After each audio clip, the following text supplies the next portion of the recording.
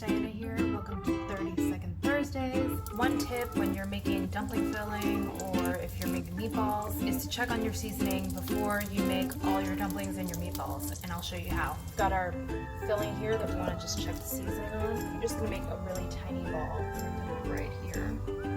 Cook it on your pan.